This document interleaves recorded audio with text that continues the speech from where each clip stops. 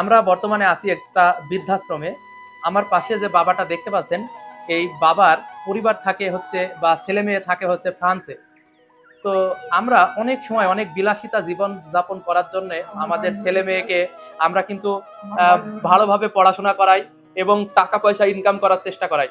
কিন্তু একটা ছেলেকে যে যোগ্য সন্তান হিসাবে আহ, মানে তৈরি করার জন্য আমাদের যে প্রপার গাইডটা দিতে হবে, সেই আমরা যদি আমাদের পিতামাতাকে এই বৃদ্ধাশ্রমে রাখি, তাহলে পরে আমাদেরকেও, আমাদের যে সকল সন্তানরা আছে তারাও কিন্তু আমাদেরকে এই জায়গাতেই রাখবে। কেননা এই পথ যদি আপনি আপনার পিতাকে শিখাতে আসেন বা আপনার পিতাকে যদি চিনাই দেন, আপনার সন্তান কিন্তু কোনো না কোনো সময় বলবে যে আব্বু আমার দাদু কোথায় আছে। তখন যখন বলবেন যে আমার আহ, তোমার দাদু ওই বৃদ্ধাশ্রমে আছে, ওই জায়গাটায় আছে, তখন কিন্তু সে অটোমেটিক তার মাথায় কিন্তু একটা চিন্তা ভাবনা আসবে যে হয়তোবা বৃদ্ধ বয়সে বাবাদের যত্ন না করে বাবাদেরকে এইভাবে রাখতে হয়। তো এই জিনিসগুলা যদি আমরা সচেতন নাগরিক হিসাবে আমরা যদি না করতে পারি, অবশ্যই কখনো আমাদের আহ, মেধা বিকাশের বলেন, মানবতা বলেন, তারপরে একজন সুসন্তান বলেন, এগুলো কখনো আসবে না।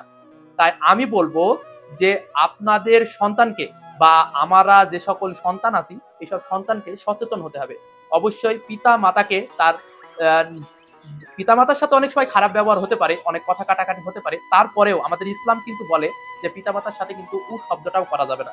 তারপরেও আমরা পিতামাতাকে যথেষ্ট পরিমাণে আহ, সম্মান করার চেষ্টা করব। হয়তোবা আমার পিতামাতাকেও আমি অনেক সময় খারাপ ব্যবহার করি। এই জায়গাগুলো আসলে ভাই সত্যিই খারাপ লাগে যে আসলে এই জায়গাটা কতটা বেশি হৃদয় বিতারক। টাকা পয়সা থাকলে সবকিছু হয় না। আমার ওই পাশে আমি একটা লোকের সাথে কথা বললাম, তার ঢাকা বসুন্ধরাতে বাড়ি। আপনি বুঝতে পারছেন, যেখানে একটা ফ্ল্যাটের ভাড়া দিয়ে একটা মধ্যবিত্ত পরিবারের সংসার চলে যায়, কিন্তু সে আজকে তার ঘর সংসার ছেড়ে আজকে সে বৃদ্ধাশ্রমে আছে। এটা এই বৃদ্ধাশ্রমটা মেহেরপুর, চুয়াডাঙ্গা, কুষ্টিয়াতে আছে। তো এই বৃদ্ধাশ্রম আছে বলে যে আমি খুশি এরামটা না। এই বৃদ্ধাশ্রমটা না থাকলে আমি বেশি খুশি হতাম, কিন্তু হ্যাঁ তারপরেও খুশি। কারণ কি, যে এই পিতামাতা গুলা কিন্তু সেবা যত্ন পাত না। তারপরেও এখানে কিছু সিস্টার আছে যাদের মাধ্যমে একটু প্রপারলি সেবা পারছে এবং পরিষ্কার পরিচ্ছন্ন অবস্থায় থাকতে পারছে। এই জন্য অবশ্যই সেই সব সিস্টারদের আমরা সালাম জানাই।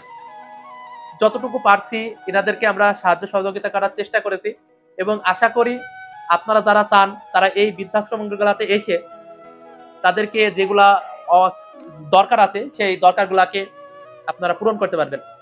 মাত্র 10টা বেড নিয়ে এই বৃদ্ধাশ্রমটা শুরু করা হয়েছিল, কিন্তু এখন দেখেন 27 জনে উন্নীত হয়েছে।